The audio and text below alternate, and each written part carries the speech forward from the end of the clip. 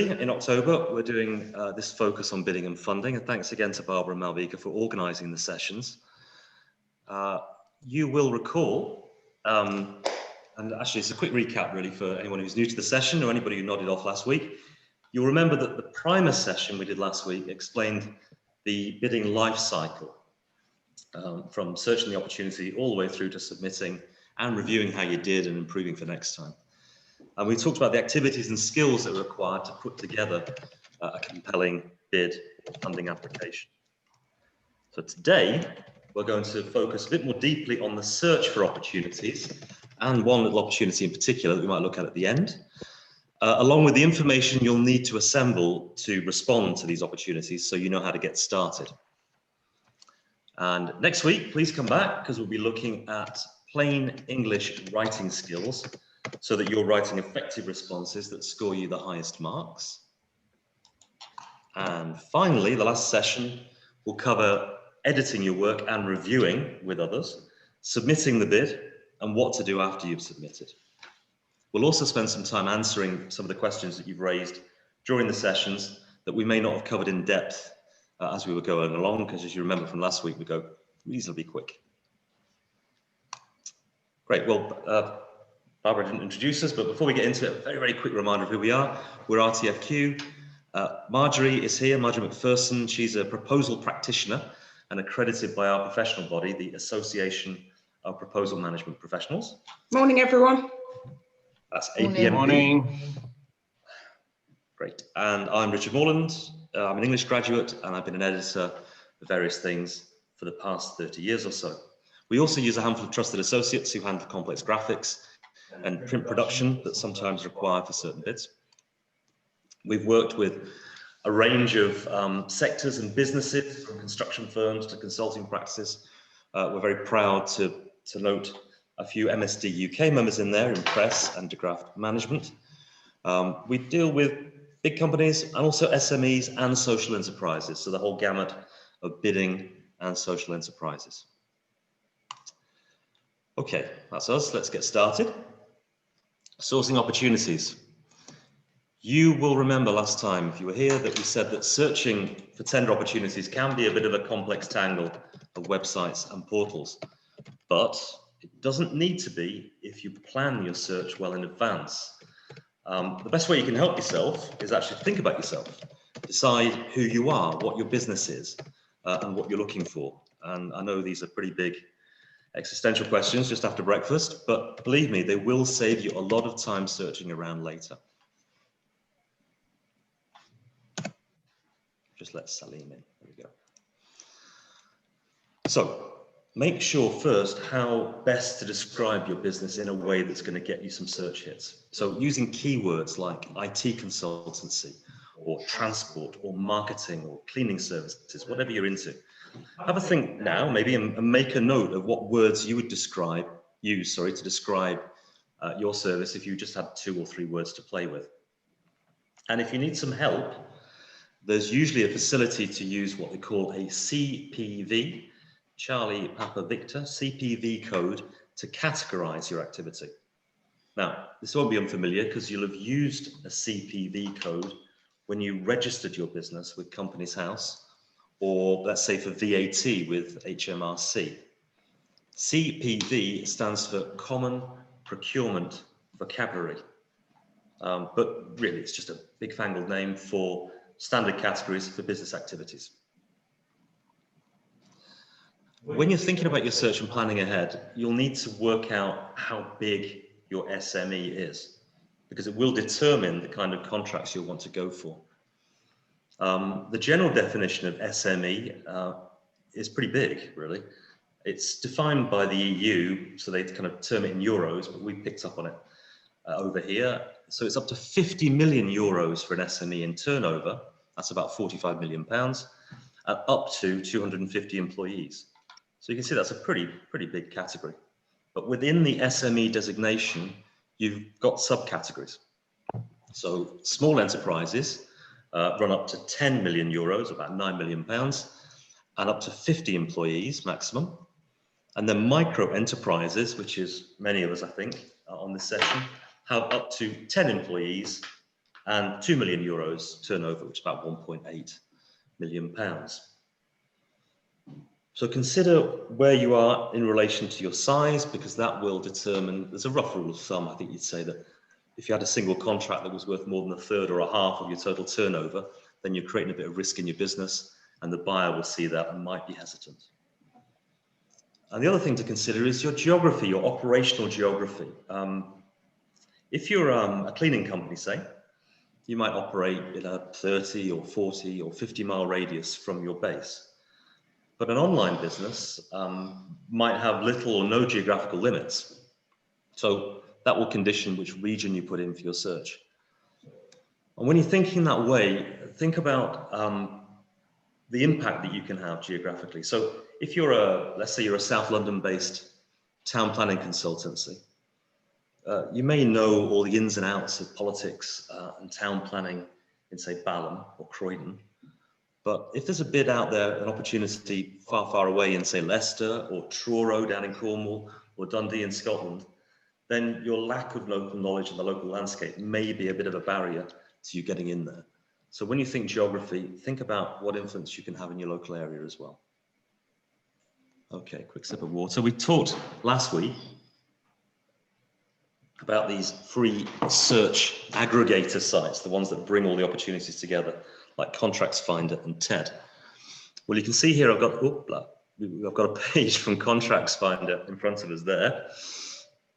So let's go and have a closer look and see how preparing in advance helps with our search. So here we go. Bear with us today because we're doing a lot of bouncing out onto the internet. So if you don't see what you want to see, I think we've got an early warning system to make sure that you can see what I'm seeing. So with any luck, you should now see the homepage of Contracts Finder. And as you see there, it lets you search for information about contracts worth over 10,000 from central government and 25,000 from local government. You can create an account and then that will give you email alerts for things that you're watching. But just for now, we'll click on Start Now and we'll see the basic Find a Contract window. Go. You've got an opportunity there to put these keywords that we talked about here. And if you click on the helpful How do I do an advanced search window, you can see that by using a bit of punctuation, you can narrow your search. If you just put in radio television, then you'll get every opportunity that's got the words radio or television in there. You can be more sophisticated and either put an and in the middle, or as I'm going to do here, put inverted commas for you grammarians around my search term. I'm going to put the words cleaning service in there. And you can narrow your search then by region, and you'll see they're pretty broadish regions, northeast, northwest, Yorkshire and Humber, etc. Or, as we were talking about that example of a cleaning business, by your postcode and narrow it down to within 50, 40, 30, 25, or even 5 miles, pretty specific. You might not get too many hits if you go too narrow. But for the purposes of our example here, I'm going to go just across my region, which is the West Midlands, looking for cleaning services and see what happens. Now, I'm hoping that that's fired us on to another window where we have 5 contracts in my selected area. This first one here is interesting for us because it's a PIN. Procure Public is releasing a PIN, a prior information notice. These are great if you're planning in advance because this is an early indication of an opportunity that's coming to market later. So you can start preparing pretty early. You'll see the approach to market date isn't until November. So they've got a tender they want to release in Q4 for a framework for cleaning services. So it should be a decent value. And when it says any region, it'll be national. So as a cleaning company, there might be something in there for me. And you'll see there's a few others in our region as well. It's a huge one there from the Crown Commercial Service that will be in the West Midlands and all other regions. That's a DPS, so we can join on at any time. If you remember from last week, dynamic purchasing systems mean that it's an open framework that you can join onto. There's no fixed deadline. Herefordshire Council. I don't know why Kent's in the West Midlands all of a sudden, but that's popped up there. If we pop down there, there's a nice window cleaning contracts as well in Wolverhampton. So you can see how you can drill down in Contracts Finder, narrow your search because you know your terms, and see what you want to see. Okay, let's go back to our slideshow. I'm hoping now you can see our slide again. The other one we talked about was TED. We'll quickly just have a quick a view of TED. It's fiddly, let's be honest, but it's very comprehensive. There's everything there. And if you're looking beyond borders into Europe, it's a pretty good way to go. It's all there if you know how to navigate. We'll show you one tip of how you can navigate here. Going into TED.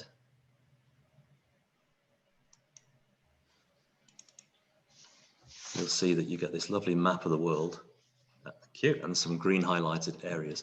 You can search by opportunity sector, place of performance, or the NUTS code, which is a, oh, I can't remember the acronym now, it'll come back to me, but it's a way of labeling the geographies of Europe and the rest of the world. Place of performance or buyer. I'm going to use the NUTS code, and I'll show you why. First thing it does is it fires us onto a list of all the countries across Europe. Most EU and some others. You'll see United Kingdom still there, and I can click on the drop down and go more specifically into the West Midlands there and find my opportunities. And you'll see on the left hand side over here I can refine my opportunities by the CPV code. Remember we did that before, or sector, and we can refine it by the document type. So is it a prior information notice or PIN? So it's got an early warning. Is it a DPS or dynamic purchasing system, etc., etc. So it's a bit more fiddly. It's a lot more refined. If you know what you're doing with this, you can really get down to what you want. And as you can see, there's a lot of opportunities in the Midlands that I can go deeper and refine my search. So that's Contracts Finder and TED. Links will be in the email that we send out again at the end of this session.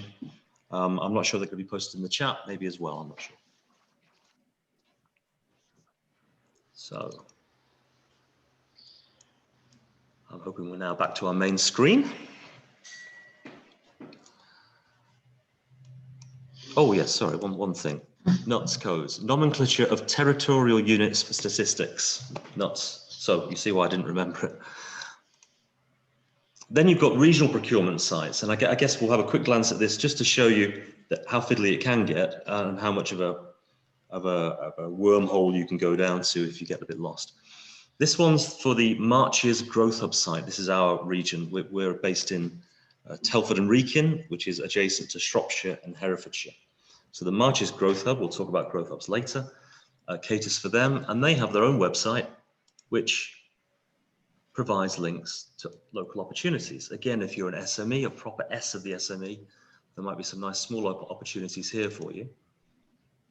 I'm hoping you can now see a focus on that website there.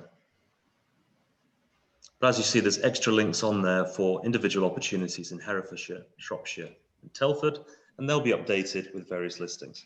There's also some useful stuff about grants as well on their home pages. Worth having a look, but unless it's a very small contract, you'll find that it'll be on these kind of things will be on Contracts Finder as well, so that'll save you some time. All right, I think Margie, we'll leave it with the Growth Hub one, shall we, and move back? Okay. So let's just go back on there. We've got paid for sites as well.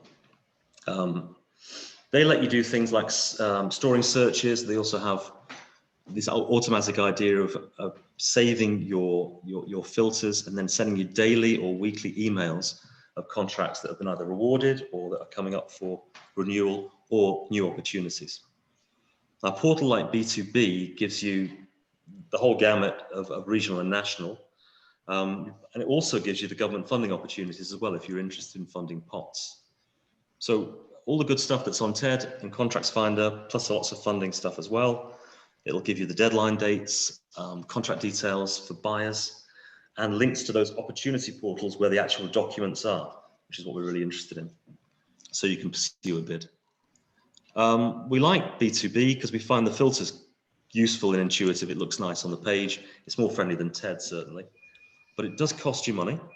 It's £345 plus VAT a year, which you've got to measure that up, haven't you? If you're interested in following these market opportunities, £7 a week looks like a good deal, but you can find this information free with a little bit more effort on the other search sites. In the interest of fairness, there are other paid sites available. Supply2Gov is similar to B2B tenders. It's free if you just sign up for your local region, like Central London or Shropshire, but it shoots up to £80 a month for the full UK and Republic and Ireland service. You've also got down here Tenders Direct, which is £995 a year, so that's the same, or £300 a quarter. They offer a 14-day free trial, but Tenders Direct, to change your search, you have to actually go through your account manager, which I think is a bit, could be a bit complicated. Then again, you're paying for their time to do the searching for you. Let's have a quick peek at B2B just to show you what I mean about its intuitiveness. So I'm hoping that window is going to pop up in the next few seconds, although we're hanging a little bit now. Is that a yes? Yeah, okay, good. So I don't know why, it looks nice, doesn't it? And it's all on one single page. We can look at private projects and private B2B things. We can put our dates in there so we can see when we have to respond. Regions down here and keywords at the top.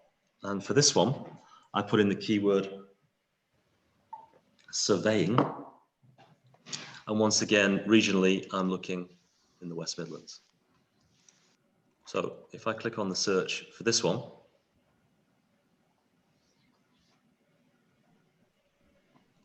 you'll see that our surveying opportunities pop up. On the left-hand side, the opportunities, on the right-hand side, further detail. So if I scroll down a bit, bear me a tick, and have a look at this one, asbestos services.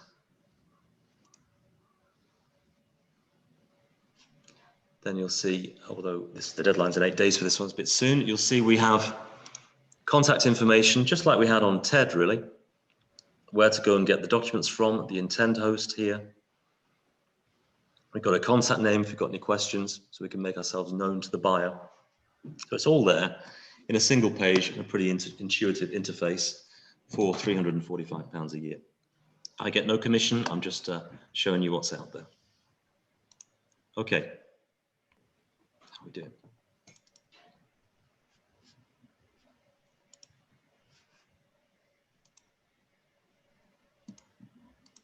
Funding.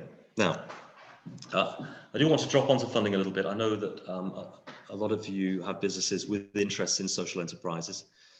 So it's, and also you'd be looking to fund various innovation projects or other projects within your business. So it's always worth looking at these things. Gov.uk again is pretty good for funding opportunities. We can have a look at that. They have a bespoke page for finance and support for your business that lists pretty much everything that's going on. I'm hoping you can see that now.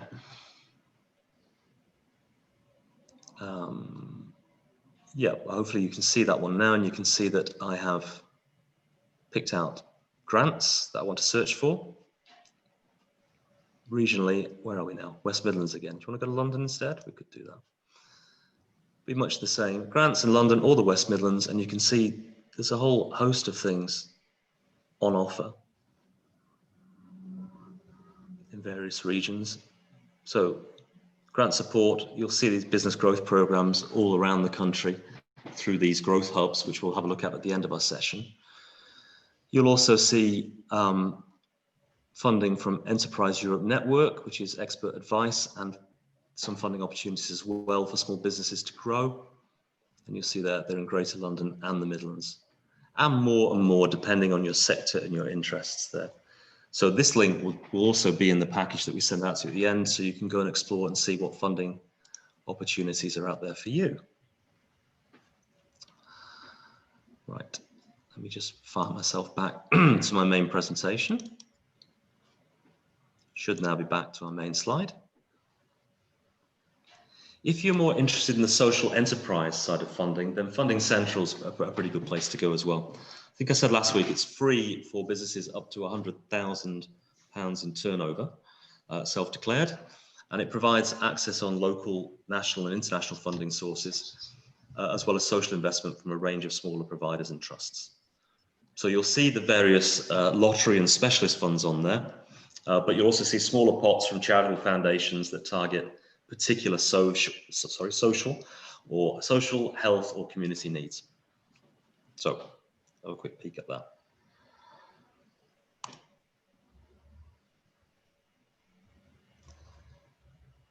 And I trust that you can now see the homepage for Funding Central. I like Funding Central because it provides some video and other support for starting out to search and get the best out of it. As you can see there, it's got a particular button for searching grants and social investment. And when you go down to that button,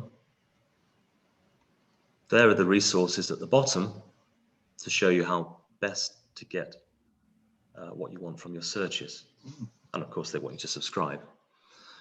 But for now, let's just have a quick look at how a guided search would work to see what we can get from this. First, it asks you what you're looking to fund. Let's just assume we're looking for some general future funding. We're not exactly sure, we haven't got a project in mind, but we're just seeing what's out there, really. We click on next.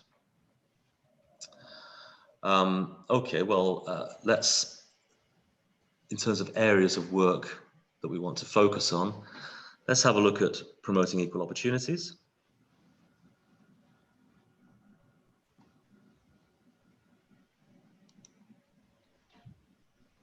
And it then asks you for a description of what you do. Let's assume our social enterprise is interested in addressing inequalities, addressing unemployment, and tackling discrimination.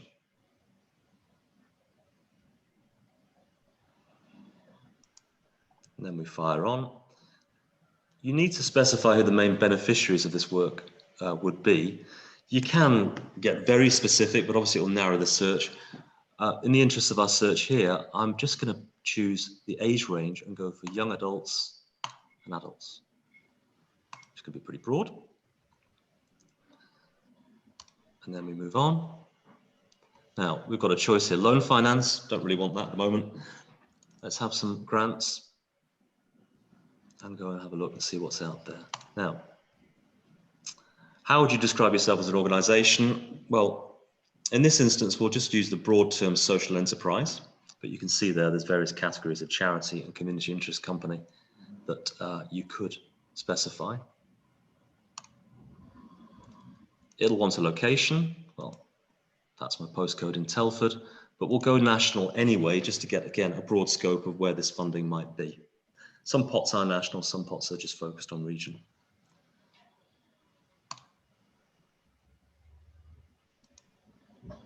Go on, internet. It's still whirring at the moment.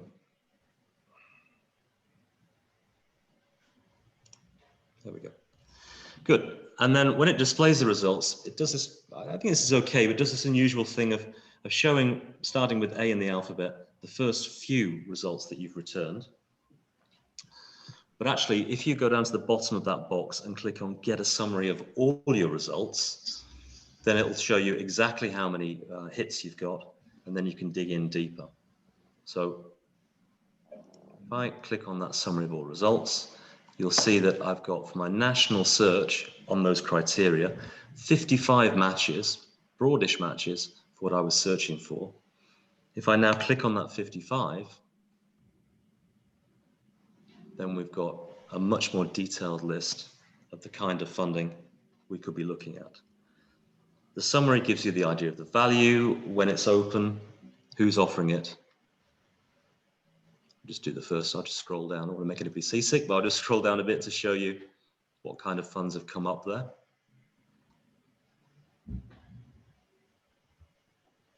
And then you could click on the link there, which will draw you down into the application form, much more detail about what it's about, the funder's website, etc. So then you can start planning your funding strategy. Great. So that's a whistle-stop tour of Funding Central and other funding sites. I am hoping now that we've gone back to our main presentation again. And we've just had a look at a bit of a roundup of the search portals and opportunity areas that will be in the email that comes to you, but just so you know, they're all listed there. These are the ones that we've discussed over the past couple of weeks.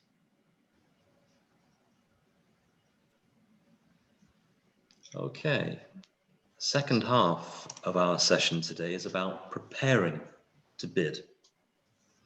So we've had a good old search around now, we've drilled down, we've downloaded the documents and focused on opportunities. So let's have a look at what we need to do next.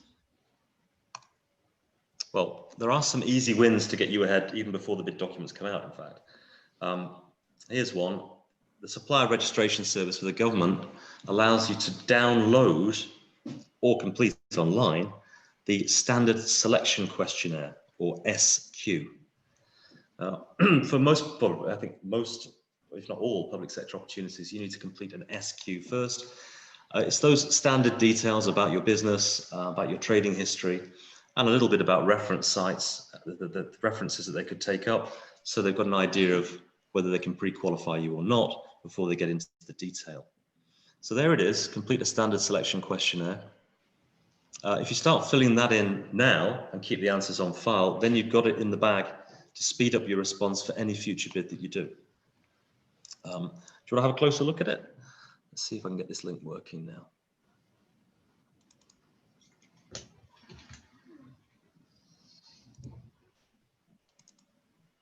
There's two ways of going at this. You can complete it online through the portal, but then of course if you have a blip in your internet connection, you might lose something. Or you can complete it in this standard Word file that the Crown Commercial Service issue. So as you can see, the top half of it is pretty basic stuff.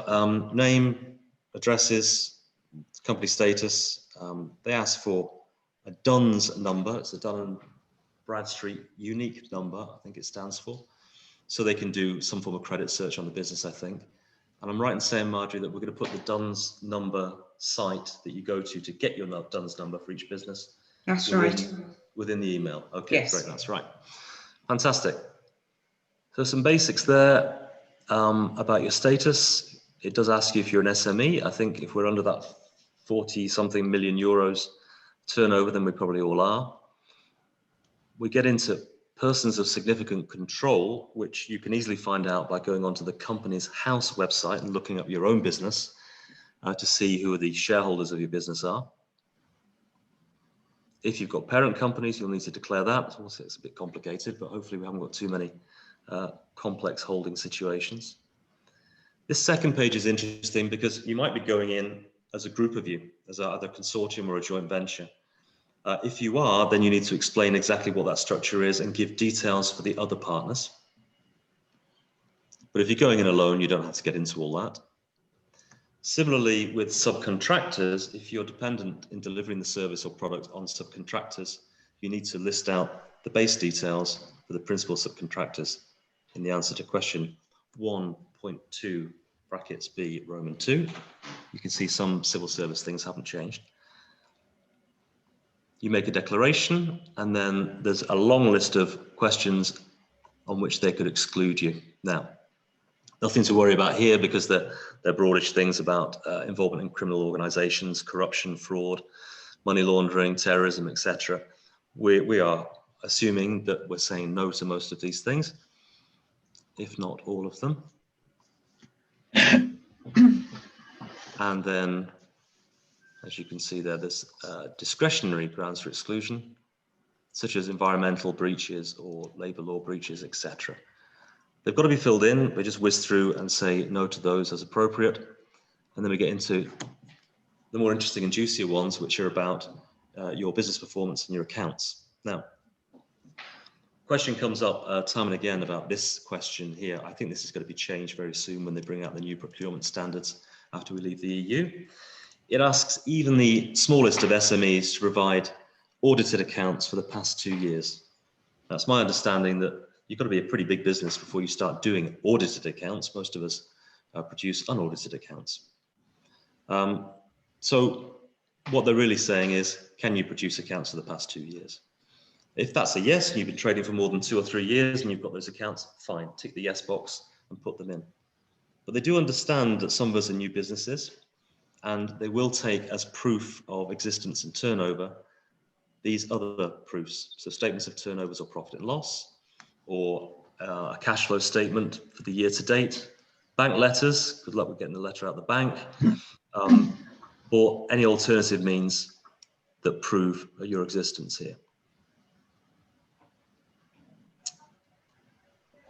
So then we get on to producing 3 reference contracts. Now again, this will be straightforward if you've been going for a while and you've got 3 referees that you're happy to contact in advance and say, are you okay for me to put your details in so they can follow it up? However, some of us are newer businesses and we won't have perhaps 3 reference contracts that we can talk about. There is a get out in 6.3 here. If you can't provide one example because you just started up, then you've got 500 words to explain what you've done in the past and why you'd be an appropriate candidate for the contract.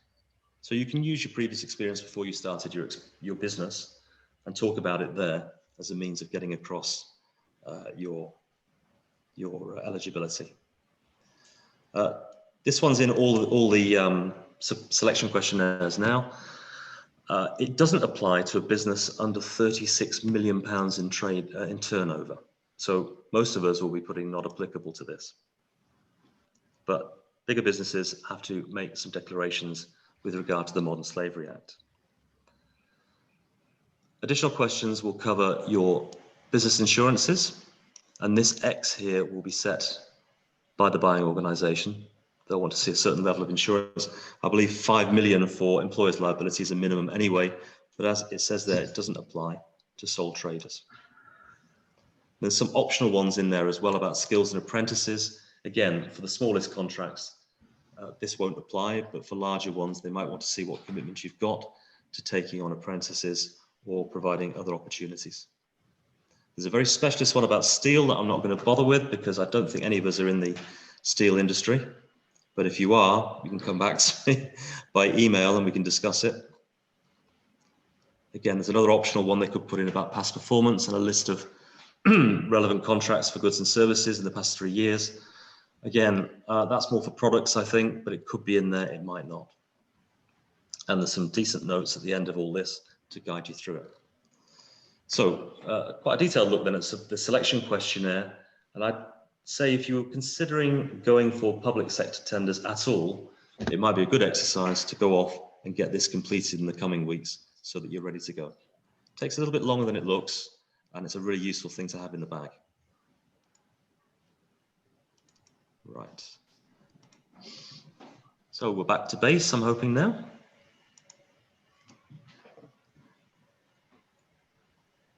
Our next easy win, when the tender documents land, is the deliverables matrix that we talked about last week.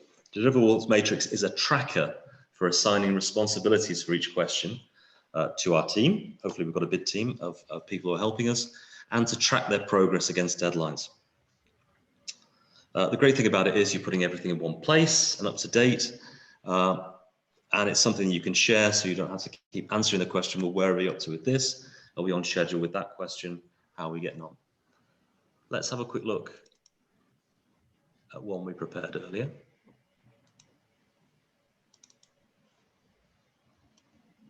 We go to the top. So you can see here that we've pulled out the questions from the invitation documents and we've put them into an Excel spreadsheet.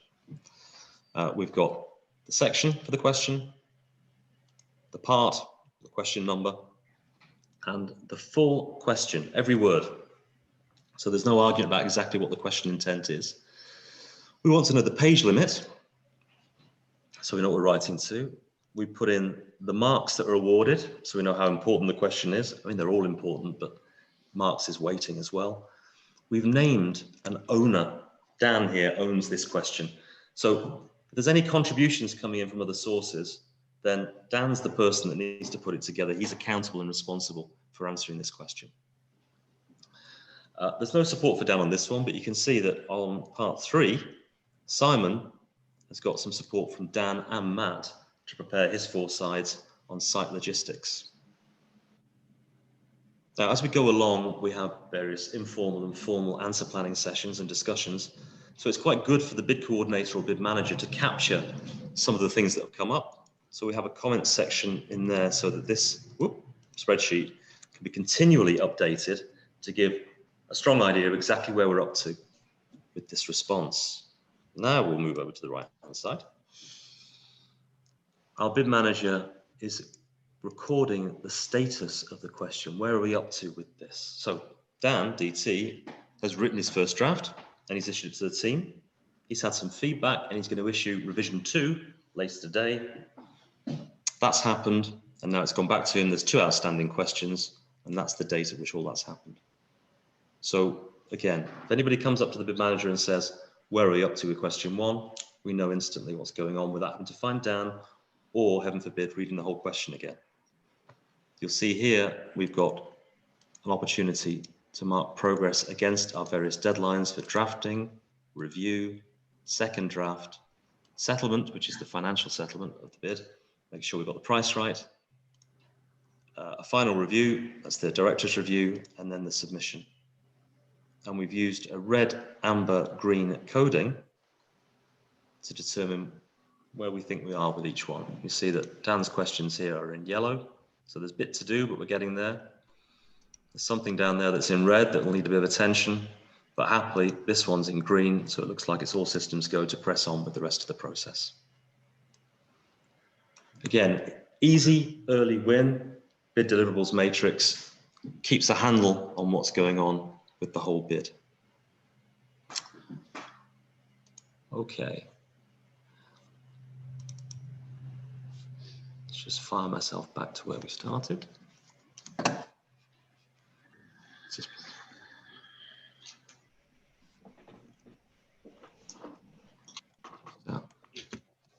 pause. There we go. The other thing you can do in advance is the requirements summary. When you've got all the documents in front of you, remember we're reading it once and reading it twice with a highlighting pen, so we can find out all these little rules and regulations around how we need to respond. So when do we submit? When's the deadline? How do we upload or send the documents in? And finer points like which typeface we have to use. Usually it's Arial, but then some bids specify a type size, 10 or 11 point. Or how many words or pages were allowed for each answer, as you saw in the previous deliverables matrix. As I said, these things can be dotted around documents, so it's good to capture them in a single page or two so they're easy for the team to digest. So you don't have to explain them over and over again like the other thing. Let's have a look at one that we did for a blank that we prepared for other bids. And you can see there, we'll put the title across the top. We'll put the scope of the project or client requirement as a few words of summary, just so people have got a context of what it's all about. But the major things in a bid requirements summary would be, when's the deadline? What's the last date for clarification? When can we ask questions from the buyers to get some clarification about these questions? There will be a cutoff date. How does it look? What is it, the upload? Is it a PDF or is it an Excel? Do we have to print copies? How do we deliver them? What's the typeface? Here it's 11 point. They haven't specified the typeface. And so on this bid, we thought we'd use something that was branded to the company to make it look attractive. So we've used a typeface called DAX. What are the word limits? There aren't any, thankfully. How is it going to be awarded? What kind of contract is it? All these things you can capture in your requirements summary so that people know the rules in advance. One other thing is in your bid manager, bid coordinator role you can do is set up folders on your shared drive for when all these documents start firing into the middle to you. Now, here's an example of a main bid folder, set of folders that we've set up. Just to keep things tidy, we put the invitation to tender or ITT documents from the client in one folder. We create those response templates we talked about last week with our shredded headings in one folder. We keep a log of the clarifications in its own folder. We're printing this one, so we've had to create artwork for folders, dividers, and some illustrations in there. We'll keep them in one place, CVs again in one place, and our files or responses for edit and our different versions of those all there as well. And you'll see that this is one that Marjorie did because there are initials at the end, MM. For an RAF base in Cyprus, she's managed the deliverables matrix there, and it's kept right at the top, so it's easy to get hold of in our folder. It can get chaotic if you've got lots of questions, so it's really worth tidying these things up and getting a good folder structure established first. Okay, and once you've got some stuff coming back, you'll want to maintain the versions of the drafts that you get. Now, have you ever found yourself working on a document and then somebody comes along and said, oh, I've been working on that as well, and I've got a different version, 2 versions running at the same time. People get a little bit heated, and blood boils, all that kind of stuff. You can avoid this. There are obviously automated devices within our softwares and our computers that do this for us. I don't often trust them. A lot of them seem to be dependent upon internet connections as well. We've used for many years a manual system of version control. It works for us. It's worth trying. So you'll see in the file names there, they all follow the same format. There's a section number that corresponds to the question number. There's a narrative description of what the question is about, a couple of words just so that we know what the ideas are in there. Soft landings we've used for this one because it's a question about soft landings in building construction. The key thing at the end of all that is the 2-digit number, 00, and the initials of the person who originated it. So 00 is the one we always use for the response template because it's the question, some headings, and no content. And then we put, in this case, my initials, RM, at the end of that to hand on to the next person. So the next person is MM. You'll notice the number, the name of the thing, the name of the descriptor hasn't changed. The only thing that's changed here is the version number, where it's gone from 00 to 01, and the initials of the person handling it, MM. And then so on. Every time we hand it on, the only thing that changes is the number, where we'll add 1, and the initials of the person. In this way, manually, we know that things have been handed on. We shouldn't get too much duplication or any duplication. People say, well, why don't you put the date or the time in? Well, what happens if you're working on the same file on the same day together? And anyway, your computer records the date and the time every time it saves it, a new file. So we feel this manual system works. It's been pretty reliable with the clients that we work with. Use your own system, but use some form of version control. And as long as everybody knows how it works, then it should be successful and it will save you a lot of time later. Okay, so we've got bid deliverables matrix. We know what the rules are. We've assigned our responsibilities. We've got the questions. It's time to start planning our answers. As we said to you last week, the first task here is to prepare some response templates, so we're not starting with a blank screen. So we put the question in full, every word, at the top, so it's absolutely clear what we need to answer. And then below that, any other guidance, you find this in bids, other guidance the client supplied to help us answer the question, or any background information that we know about from our reading of the client's requirement. And then we put our headings in to show the evaluator that we've answered every point. And that would be our response template. Let's have a look at one in a little bit more detail and show you some shredded headings as well.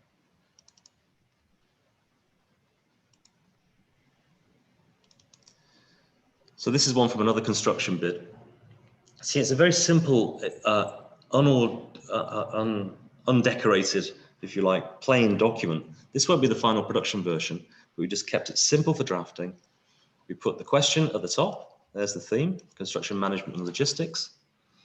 We've reminded the author about how many pages they can write and what type size, typeface, and the spacing they can use. And we have put the question in full at the top of the page. And then using that question very simply, because it's easy because it's just separate bullet points, we have shredded out the headings and put a little answer here just to remind the person who's writing it that that's the space in which they need to answer that element of the question. And just to be absolutely clear, we've spelt out the wording of the question or the bullet point in full under the heading, just to show them not to miss any of the fine points that they've been asked.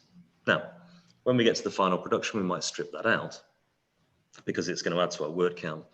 But for now, when we're drafting, let's have all the information in front of us so that we know what we're doing.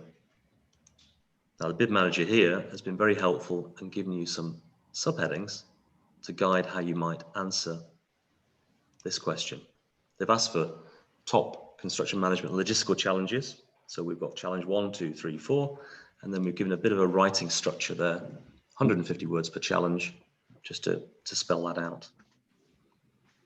So that's what a response template would look like. And you can see that from a writing point of view, if you're presented with that rather than a blank page, the answer planning and the structure has been done for you. You need to fill in the spaces and just use your intelligence and content and what you know to provide the answer. It makes life a lot easier. Okay.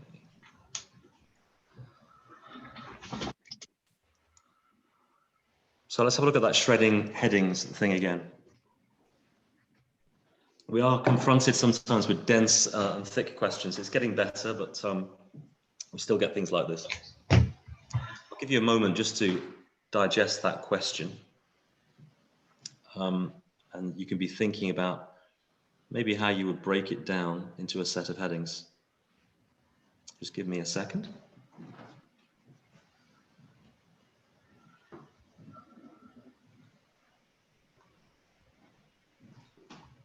So if you remember from last time, the key to this is finding the keywords that we want to use to structure the headings.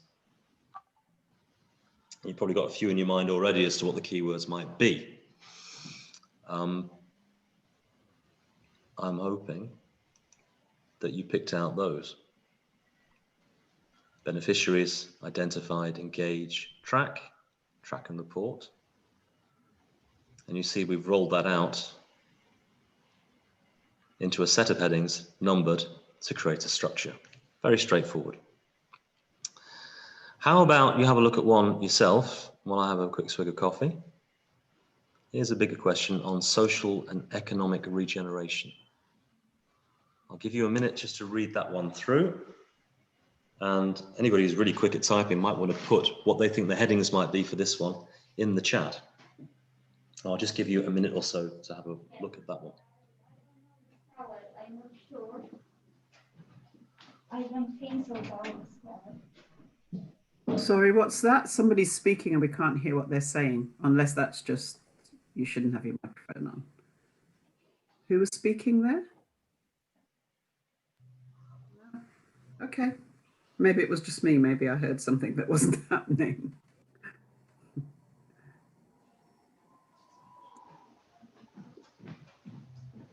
Okay, time's up. I'm hoping that you'll have done something like this. Remember, we take our highlighter pen or whatever we've got on our computer and pick out those keywords. This is a suggestion. It's up for grabs a little bit, but certainly those are the ones that leapt out to me.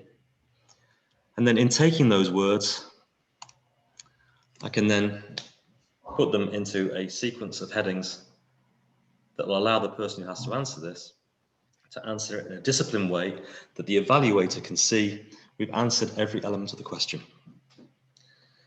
Now, you may want to add an overview section at the top just to put a bit of a value proposition on top or summarize the need, action, benefits, and evidence of your answer. But this is the core compliance structure. Super. So we'll go off and shred some questions. Now, once we've shredded, we need to put some content, in between the bread of the sandwich, if you like. And if you recall from last week, we talked about answer planning workshops working best if you can make them short focus sessions on single questions or groups of questions. Really, we can take about 45 minutes or so of this, 45 minutes to an hour, before it gets a bit of a pain. So best to focus, take a question at a time, And what you'll get from that is some great notes and input that answers this idea of need, action, benefit, and evidence. That the need being the client's opportunities and concerns, what problem are they trying to solve with this tender? The action, what you're going to do to respond. The benefits, obviously, it could be cost saving, it could be productivity, whatever it is the client's really interested in the benefits of, you need to show the benefits of your approach.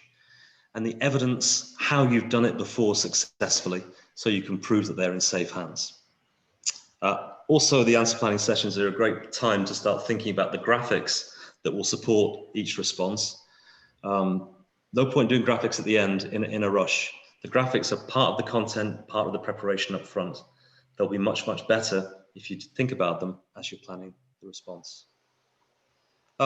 Need, action, benefit, evidence is something I talk about a lot, but we can have a look at it in a bit more detail now, perhaps in a different way. I mean, it's shot through every piece of sales and proposal writing, but it's also every time you switch on the television, the advertising will run through that cycle of need, action, benefit, evidence. And if you don't believe me, here's an ad for over 50s funeral insurance, cheerful stuff. What I want you to do is try and spot how many instances of need, action, benefit, evidence you see when I play it for you. Just give me 1 second. Right. Here we go. Just make sure the sound's coming through, Marge.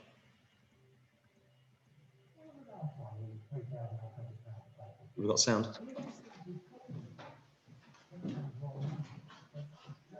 Oh. No, I can't hear it. Can you hear it, Marjorie? I'm told we don't have sound, so let me just go No. and fix that quickly. 1 moment. Mm-hmm. See, I was going so well. I remember seeing it on TV, but I can't Do hear you? Right. I'm not, by the way, I'm not on a commission for any of this. Yeah, we believe you, Richard. Yeah. Okay. Let me just go back and sort myself out. A brief pause. Didn't think you'd be looking at this today, did you? It's a good example, though. Let's go back to the beginning, if we can. You could leave something. I'll just go back a slide and forward a slide. That will load up. I'm hoping that we now have some sound.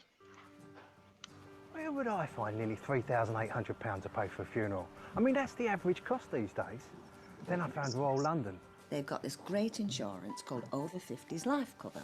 It costs from just £3.95 a month. So it means there's money to help pay funeral costs. Or you could leave something for your family. But best of all, they guarantee acceptance for 50 to 80-year-olds, no medical questions. No wonder over 2 million people already trust Royal London to protect their families.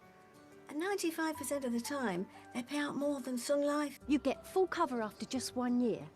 Also, with flexible payments. You can always reduce your cover if you want to bring your monthly payments down. So I'd definitely talk to Royal London if you want peace of mind. That sounds great. I think I'll give them a call. As the UK's biggest life and pensions mutual, we're here for you and your family. Buy now at royallondon.com or call our UK team free on 0800 500 3322. Okay, remember, need, action, benefit, evidence. Let's have a look at it again and see how many you spotted. There's lots more than even I've managed to pull out here, by the way.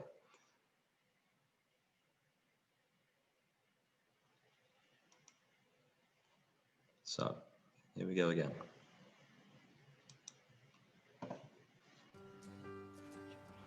Where would I find nearly £3,800 to pay for a funeral? I mean, that's the average. Oops, sorry. Start that again.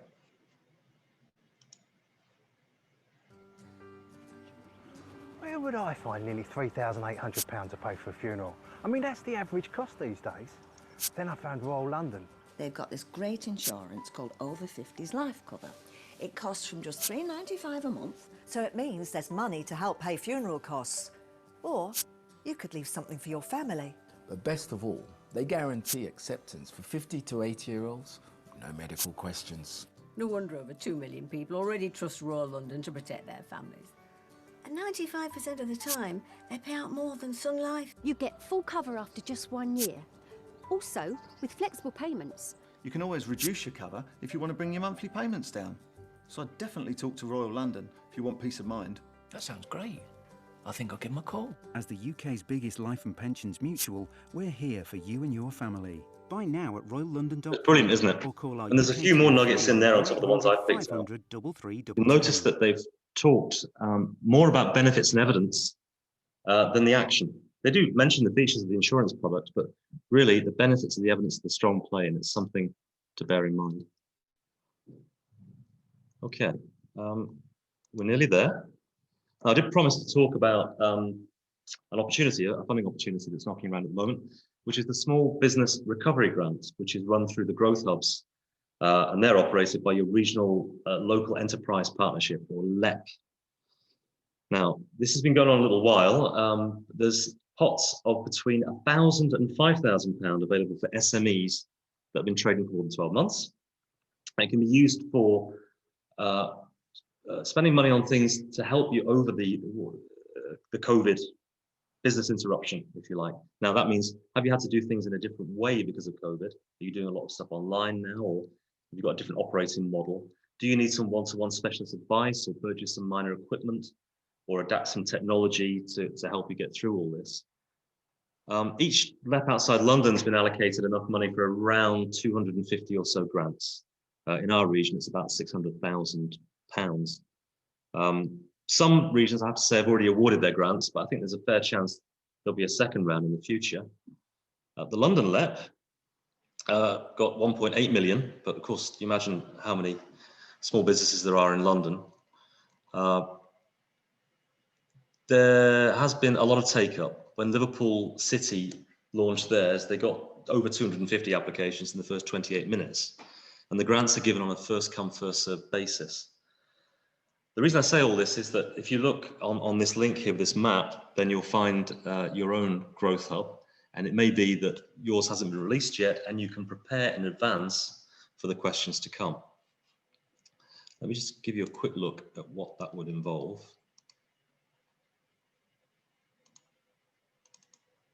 So this is the one for again, our local region. In fact, this was launched this morning at 9 o'clock. So there'll be a lot of people but busily scurrying away doing this. And you can see it's between 1,000 and 3,000 in our region for small businesses. And if you want to know more, there's the eligibility criteria. Demonstrate an adverse effect from COVID-19. Employ fewer than 10 full-time. And if I dig down to the application guidance, which should have come up now, then you can see that really, apart from some proof of your business trading and the accounts and everything that you'll have done for your selection questionnaire anyway, there's only 3 questions to answer. A brief background of your business and how it's been affected, 300 words. How the grant will help your business recover, 300 words. And some details if the grant is to help develop a new service, product, or process that you haven't done before and is new to the market. So the requirement to answer this is reasonably small, and the opportunity, if it's suitable for you, there's 1, 2, 3, or maybe up to 5 grand there to help your business along. So whatever you're doing, funding isn't a bad route to go. There is something out there for everybody. Good. Okay, and that brings us neatly to the end of our hour. That's awesome. Marjorie, do you want to take over on the questions, or shall I help with that? We've had one question so far from Noel. Right, Noel, would you like to unmute yourself and ask a question?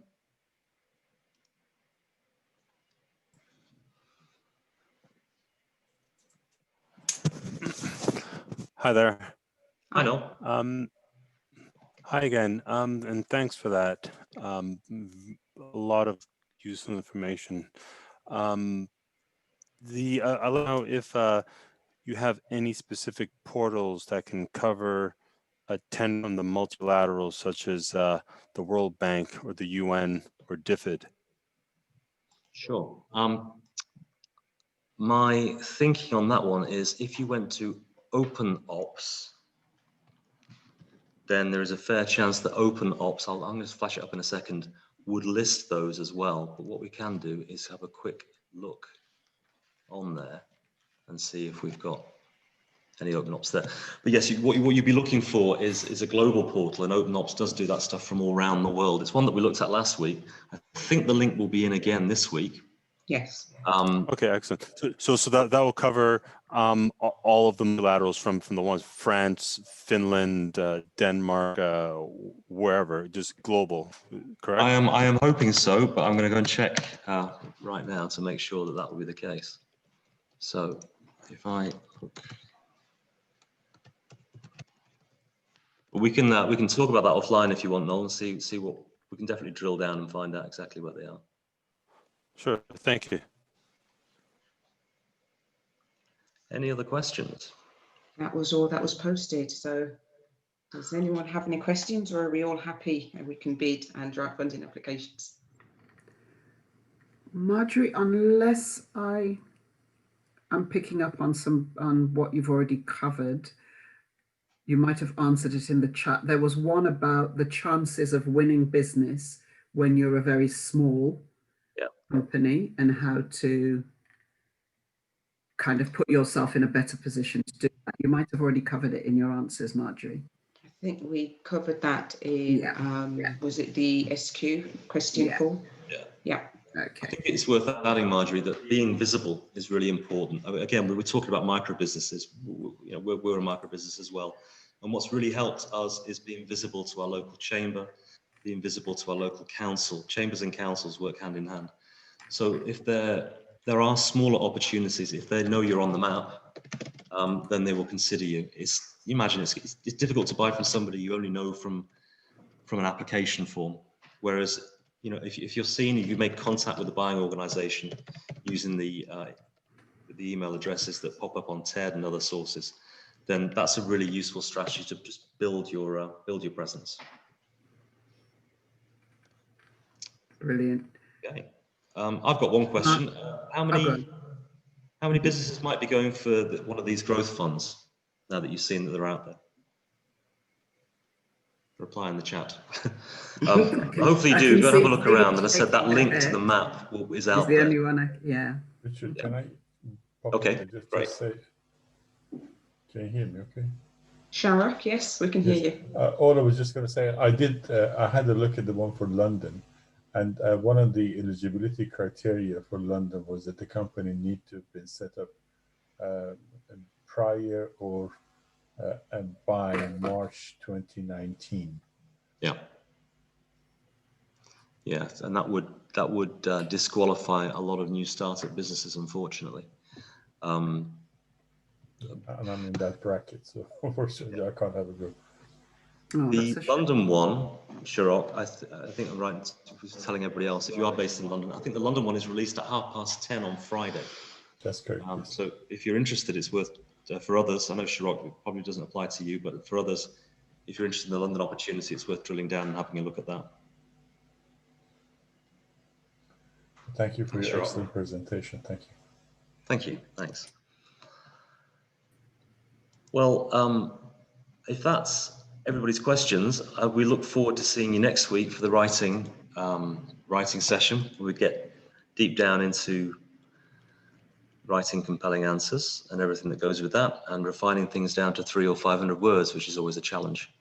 But if that's everything, then we look forward to seeing you then. And thanks again for joining us. Thank you very much, both Marjorie and Richard. Sorry, I'll come back on camera. A really great content, as always. I think you've done a marvelous job. So thank you on behalf of everybody. And we will see you all next week for session 3. The time's going very quickly. Very quickly. Thank you all, guys. We're going to stay on, Marjorie, Richard and I, so we'll say goodbye to you. We need just a few minutes after you've all gone. Thank you. Actually, is there time for one question or not? I'm calm, hello. Or should I wait for later?